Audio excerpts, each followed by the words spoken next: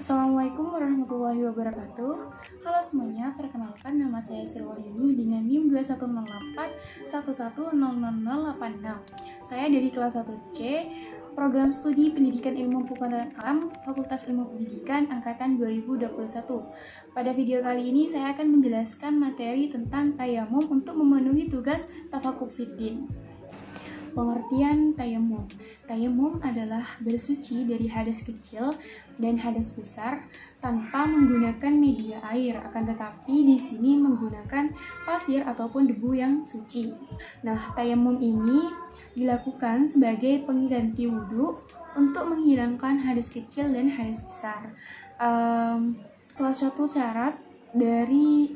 satu syarat untuk melaksanakan sholat yaitu adalah suci dari hadas kecil dan hadas besar, seperti firman Allah pada surah Al-Maidah ayat 6 yang berbunyi, "Hai orang-orang yang beriman, apabila kamu hendak melakukan salat, maka basuhlah mukamu dan tanganmu sampai dengan siku, dan sapulah kepalamu dan basuh kakimu sampai dengan kedua mata kaki.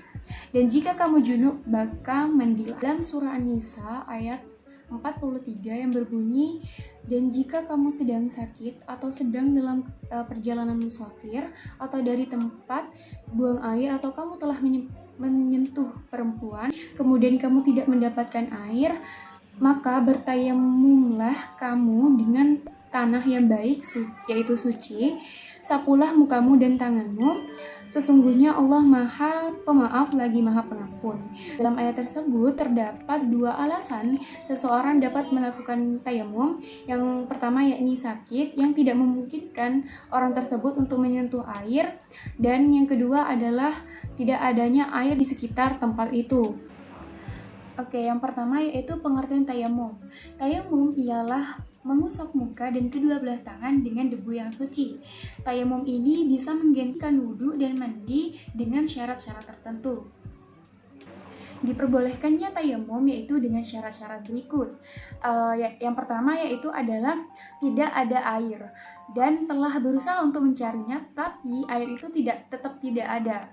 Yang kedua yaitu berhalangan menggunakan air karena misalkan sakit, yang mana ketika menggunakan air malah tambah parah sakitnya.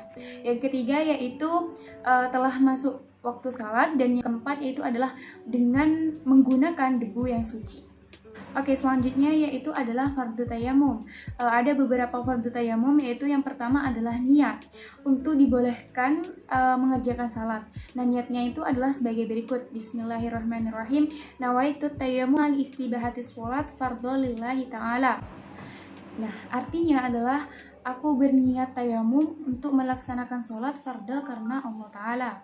Nah, setelah mengucapkan niat, maka langkah selanjutnya adalah meletakkan kedua belah tangan di atas debu yang akan kita pakai. Contohnya adalah seperti ini. Misalkan ini debu, kedua belah telapak tangan kita diletakkan di atasnya untuk diusapkan ke bagian muka.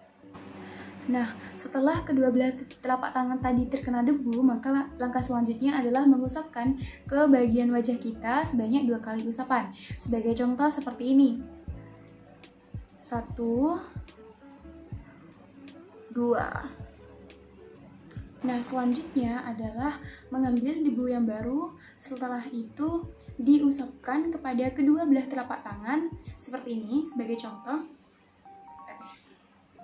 1, 2, terus ganti satunya lagi. Nah, selanjutnya adalah tertib. Oke, keterangan atau disclaimer nih, yang dimaksud mengusap itu bukan sebagaimana seperti wudhu, tetapi cukup hanya mengusapkan saja dan bukan oleskan sehingga rata seperti menggunakan air. Cukup diusap seperti itu. Nah, selanjutnya adalah sunat tayamum. Ada beberapa sunat, yaitu yang pertama adalah membaca basmalah, Bismillahirrahmanirrahim. Yang kedua yaitu adalah mendahulukan bagian yang kanan daripada yang kiri. Yang ketiga yaitu adalah menipiskan debu. Contohnya seperti ini: setelah mengambil debu lalu ditipiskan Nah, batal tayamum. Ada beberapa hal yang bisa membatalkan tayamum, yaitu yang pertama adalah segala hal yang dapat membatalkan wudhu. Yang kedua adalah melihat air sebelumnya, akan tetapi untuk yang sakit masih diperbolehkan. Yang ketiga adalah murtad atau keluar dari Islam. Nah, penggunaan tayamum ini hanya boleh dipakai untuk satu kali tayamum itu untuk satu kali sholat fardu.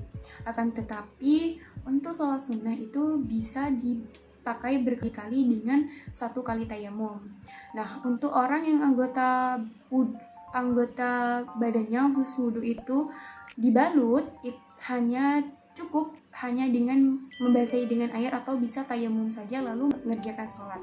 Sekian video dari saya, kurang lebihnya mohon maaf. Wassalamualaikum warahmatullahi wabarakatuh.